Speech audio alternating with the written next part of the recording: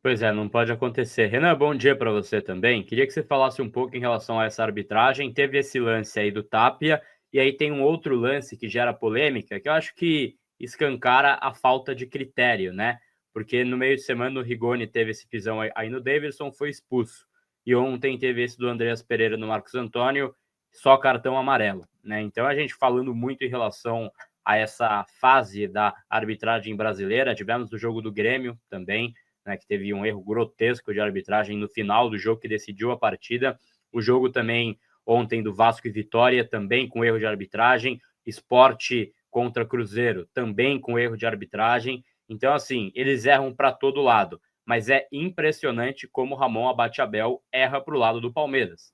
Contra o Fortaleza no passado, foi ele que estava no apito também. Ele também tomou uma geladeira e já voltou a apitar jogos do Palmeiras e já voltou a fazer besteira, volta a tomar geladeira e nada acontece. A credibilidade desse Campeonato Brasileiro está em xeque há muito tempo, né, Renan? Bom dia, amigos. Bom dia, pessoal do chat. Faz muito tempo. O que aconteceu ontem no Morumbi é um dos maiores escândalos, na minha visão, na história do Campeonato Brasileiro, se não for a maior. Eu comparo com a de 2005 do Corinthians e Inter, no pênalti no Tinga, mas lá não tinha o VAR, né? Então eu considero essa a pior. E de um lance, de alguns lances, e sempre a favor de um clube, e sempre a favor do Palmeiras. E um detalhe, de um time jogando dentro de casa, o time prejudicado jogando dentro de casa. Isso é raro de acontecer, cara. O time que está sendo prejudicado jogando em casa. Isso, sinceramente, eu não me lembro do time ser tão prejudicado pela arbitragem jogando em casa. Normalmente acontece com o visitante, certo? O Corinthians teve aquele pênalti contra o Inter, né, no meio da semana, semana passada. O Inter está em casa, então chamou o VAR, vai favorecer o time que está em casa, certo? Então sempre o time, o Red Bull agora contra o Grêmio, sempre o time de casa é favorecido. Agora, prejudicado é a primeira vez que eu vejo. É inacreditável. E isso escancara, mais uma vez, o quão fraco é o bastidor do São Paulo. O quão limitado é o bastidor do São Paulo. O São Paulo não poderia nunca ter jogado 4 horas da tarde de um domingo, depois de ter jogado em Fortaleza na quinta-feira, sendo que o rival jogou na quarta. Isso não pode acontecer. Isso escancara o quão fraco é o bastidor de São Paulo. E também me mostrou uma limitação e uma fraqueza de grupo de jogadores nesse jogo. O capitão do Palmeiras, ele pisoteou no Tapia, ele arrancou sangue do Tapia, ele foi tomar cartão amarelo aos 92 minutos, gente. O Tapia tomou a cotovelada, ele ajoelhou no chão. Ele tem que ir para cima do cara, arrumar um bololô, arrumar uma confusão pro jogo não seguir, para ver se o VAR procura alguma coisa, caralho. Isso não existe, mano. Isso não existe. Eu não tô pedindo que os caras sejam Lugano. Não, ninguém vai conseguir fazer o que o Lugano fez. Mas nesse jogo, se tivesse um Lugano, o São Paulo não teria saído derrotado nunca, porra. Nunca.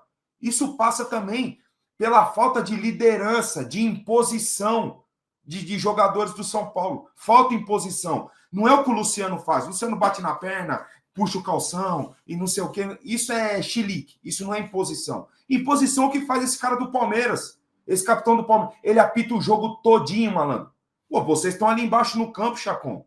Ele comanda o jogo todinho. Ele tá na orelha do juiz o tempo todo. Ele foi tomar cartão amarelo com 92, gente. E o árbitro aceita, Renan. Mas por quê? É a imposição do cara. Os árbitros vão aceitando. Só que à medida que você vai sendo um bonzinho da história, Chacon, é fácil pro árbitro dar pro outro lado. É fácil dar contra. Já acostumou, né? Porra, cara. É o banco do Palmeiras que faz um inferno na vida do cara. São os jogadores do Palmeiras. Tá o Aníbal, tá o Gustavo Gomes, tá todo mundo na orelha do cara. Do São Paulo não tem isso. O Tapia tomou a cotovelada na boca. E um árbitro bundão, e um árbitro bunda mole que não reage. Bunda mole, árbitro fraco, árbitro bunda mole. O Tapia tomou a cotovelada e ajoelhou. Sem personalidade. Ele ajoelhou. Ele não foi pra cima do cara, ele simplesmente ajoelhou, velho. Isso não existe, meu irmão. Num clássico, isso não existe. Mas vamos lá. O clássico, para mim, começa errado quando eu chego no Morumbi, sem trânsito nenhum. Mas começa errado. É outro papel da diretoria. Não existe 33 mil pessoas num clássico contra o Palmeiras, os caras brigando pelo título e nós por uma vaga na Libertadores. E isso é responsabilidade da diretoria. Tinha que ter 60 mil no Morumbi ontem. Para começar a história. Antes de começar o jogo. Aí vamos lá.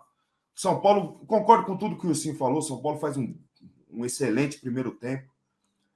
E vou falar de um jogador aqui que, se ele não se machucar até o final até a Copa do Mundo do ano que vem, e ele não tiver na Copa do Mundo, alguma coisa está errada. Eu não entendo porra nenhuma de futebol. Porque o que o Marcos Antônio joga de bola é piada, malandro. E nesse ciclo todo de seleção, não teve um jogador parecido, com característica parecida com o do Marcos Antônio. Parecida. Nenhum. Nesse ciclo todo. É óbvio que teve muita mudança de treinador, a instabilidade de gestão, tudo isso eu entendo. Mas ninguém conseguiu achar um jogador como o Marcos Antônio. Portanto, repito, se ele não se machucar até a Copa do Mundo ano que vem, e ele não for para a Copa, alguma coisa está errada. Alguma coisa está completamente errada. Ele joga 300 vezes mais que o Paquetá, que esse cara tudo. Que o Jean Lucas, que foi convocado agora do Bahia, com todo respeito ao rapaz, joga 300 vezes mais. E ele mudou a cara do time do São Paulo. Ele muda completamente o time de São Paulo. Ele dita ritmo de jogo. Contra o forte time do Palmeiras. Esse time do Palmeiras é muito bom. A gente tá falando da arbitragem aqui, só que esse time do Palmeiras, ele é muito bom, mano. E o São Paulo conseguiu neutralizar esse time e jogar em cima desse time no primeiro tempo. E até os 60, como o Wilson falou aí, até sofreu o primeiro gol, até a saída do Marcos Antônio. O São Paulo estava bem. São Paulo, é claro que o Palmeiras mudou ali no intervalo. O menino que entrou, que fez o pênalti no Tapia, entrou lá pela direita de ala. Ele começou a dar muito mais trabalho. O Alan. Como? Não entendi isso. Alan.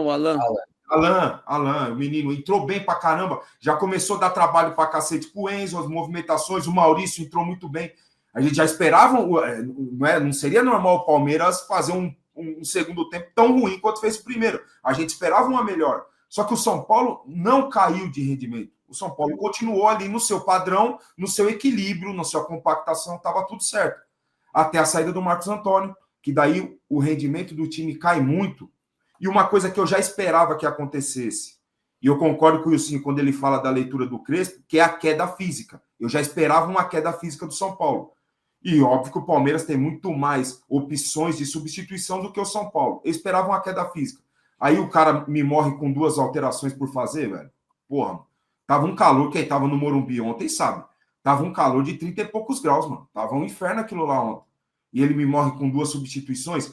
E você repara que o São Paulo sempre está um passo atrás. Sempre um passo. Os jogadores do São Paulo sempre um passo atrás em relação aos do Palmeiras. Vocês não tem os lances do gol aí, não, né? Dos gols sofridos. Tem, Gabriel? Não tem, não, né? Temos. Eu vou puxar aqui para colocar. Se você puder colocar para mim, eu agradeço, Gabriel. Porque o primeiro gol é muito claro. E são os nossos. Esse lançamento é absurdo. A visão de jogo do. E a perfeição da execução, né? Sabino, mais uma vez, muito bem, conseguindo antecipar, conseguindo... Bem, né? Eu gostei bastante do Sabino, mais uma vez no jogo, e do Arboleda. Eu vou falar do Alan Franco, coisas que eu não costumo falar, mas coisas que acontecem com o jogador, ninguém né? Não estou falando que ele jogou mal, mas ele cometeu algumas falhas, e quando eu passar os lances aí, eu vou apontar. Por exemplo, o primeiro gol, ele vai, mas não vai, e quando sai a tabela lá no campo de ataque ainda do São Paulo, fica ele e o Cédric para trás. Né? Já que o São Paulo tem essa estratégia de acompanhar e de pegar, você não pode nunca estar atrás dos caras. Você pode ver, foi uma transição defensiva lenta do São Paulo. Quando passar o lance aí, eu vou falar exemplificando, né, com a imagem, mas, cara, ficou ali muito nítido que o São Paulo estava sempre atrás. E o segundo gol, quando todo mundo tá só descendo a porrada no Rodriguinho e ele tá errado, é o beabá do futebol, você tá pressionado, você não vai fazer um passe para o centro do campo, onde corre o risco de um contra-ataque, como de fato aconteceu, né? Agora, né, esse aí é o lance do pênalti. E o Luciano também, porra, No pé esquerdo dele. Não tem um jogador no mundo, não tem um atacante no mundo que não quer uma chance dessa aí, meu irmão. Eu acho que o segundo tapa dele ficou muito perto do pé, pô. Eu acho que ele responsabilidade, sim, desculpa. Não, mas eu não é nem transferir. Eu acho que a intenção dele era até chutar, só que o segundo tapa dele fica perto do pé e ele já tinha visto o tapa. Olha lá, todo mundo ficou para trás na tabela. Ó, o Cedric não tá nem na imagem, todo mundo para trás. Transição lenta, todo mundo para trás. Olha o Vitor Roque, a velocidade que ele entra. Olha a velocidade que ele entra. E todo mundo, e aí vai uma crítica pro Sabino. Ele tá de frente, ele tá vindo o Vitor Roque, vindo em direção a ele. Tem como voltar um pouquinho aí, Gabriel? Ele consegue voltar só um pouquinho? Claro, vou voltar aqui. Eu peço desculpas até pro pessoal, para vocês, meus amigos, pro pessoal, mas eu procuro, aquela história de eu procurar pelo em ovo em gol. No nosso e no dos adversários, cara. Eu procuro mesmo. Detalhes. Esse aí é o segundo gol. Olha lá, o Sabino, ele tá vendo o Vitor Roque de frente. Pô, quem que vai fazer o gol? A bola não vai entrar sozinha da linha de fundo. Eu tenho que estar olhando aqui, o gol tá aqui atrás. Eu tenho que estar olhando quem que tá vindo. Porra, eu já vou de encontro ao cara. Ele ficou simplesmente parado, esperando alguém que estava nas costas do Vitor Roque acompanhar. Detalhes, eu não tô falando que a culpa é de um, a culpa é de outro. São detalhes que transformam uma jogada que tá lá no campo de ataque nosso num gol. Pode soltar aí, Gabriel, faz favor, pro segundo. Aqui. Parou. Tem como parar, por favor? Claro, vou parar aqui. Onde que tá o menino, o Alan Franco na jogada? O Alan Franco não aparece nessa tela, gente. O Alan Franco tá aqui no ataque. Olha aqui, quando o Rodriguinho erra o passe, o Cedric tá aqui no meio, tá aqui do lado dele. Ele erra o passe lá para dentro, que acho que é o Pablo Maia que tá ali, se eu não me engano, né? Tá o Alisson. O Alan Franco, ele não aparece na imagem, gente. Ele é zagueiro, porra. O que ele tá fazendo ali num clássico, ganhando um jogo de 2-1? Tocar e passar para frente? Não, ele é sempre a sustentação por trás. O Rodriguinho tá errado? Tá errado. É claro que ele errou o passe, vai cair na conta do moleque, só que olha os detalhes do gol, gente. Né? A gente tem que apontar para tudo que é detalhe. Olha, ele não aparece no lance. Solta o lance. Deixa eu correr agora. Ele não aparece no lance, é o zagueiro do nosso time, porra. Ele não aparece no lance. Ele ainda não apareceu no lance. Porra, tá errado, caralho. Tá errado. Ou eu tô falando alguma besteira aqui, vocês dois, Chacon, Gabriel e o senhor, eu tô falando alguma besteira aqui? Não pode, mano. Não pode. A gente tem que falar da arbitragem. O Ilcinho lá no nosso off aqui achou que não era para ser expulsão do Andréas, ele pega a bola antes e tal. Para mim é lance de expulsão. Se for critérios, o do Rigoni, se o do Rigoni era, o dele também era para lance de expulsão, ainda mais que o Marcos Antônio estava com o pé apoiado no gramado, e é isso que eles falam, né? Do perigo, foi para cima do pé, a pisada foi em cima do pé e com o pé apoiado no gramado. O do Daverson lá não. Ele estava com o pé no alto. Então, o risco de lesão, de você quebrar a perna do cara, é zero. Porque ele está com o pé no alto, óbvio. Então, cara, são todos esses detalhes que a gente vê num clássico e que está longe de ser uma virada épica, né, Gabriel? Está longe de ser uma virada épica, até porque todos os meus amigos palmeirenses que eu tenho no Instagram, qualquer vitória do Palmeiras, eles postam. Nenhum palmeirense, amigo meu, se manifestou até agora quanto à vitória. Nem tirando onda, nem se exaltando, nada. Nenhum. Todos viram que foi um roubo, mano. O Veloso, que é um cara que é daqueles palmeirenses, né, do pessoal da imprensa, que sempre vai... Ele falou, gente, nós fomos ajudados. Esse gol, tá todo mundo olhando a bola, cara. Tá todo mundo olhando a bola. E os jogadores do Palmeiras atacando, ninguém pega, meu. A bola não vai entrar sozinha no gol. Marca o cara. Isso é o beabá do futebol. A gente aprende isso lá no Sub-13, no Sub-15. Marca o cara, a bola não vai entrar sozinha no gol. Todo mundo olhando a bola, os atacantes do Palmeiras atacando o espaço e os nossos olhando a bola. Entendeu? Detalhes que definem um jogo desse tamanho, gente. E o Palmeiras estava mais ligado nesses detalhes. Psicologicamente influencia o que o juiz errou, os erros do juiz? Na minha opinião, sim. Influenciam demais. Só que é aí que eu falo da liderança, do cara que se impõe, do cara que chama o time. Do Luiz Gustavo, por exemplo, se estivesse dentro do campo, quem sabe pudesse ser diferente. Só dando um exemplo do que nós temos no elenco hoje. Eu não vejo uma liderança forte para num jogo desse, igual o Palmeiras. Pô, esse Gustavo Gomes aí, não que eu gosto dele como jogador, só que ele comanda o jogo, velho. Ele comanda o jogo. Isso para nós está faltando e é muito claro. Viver.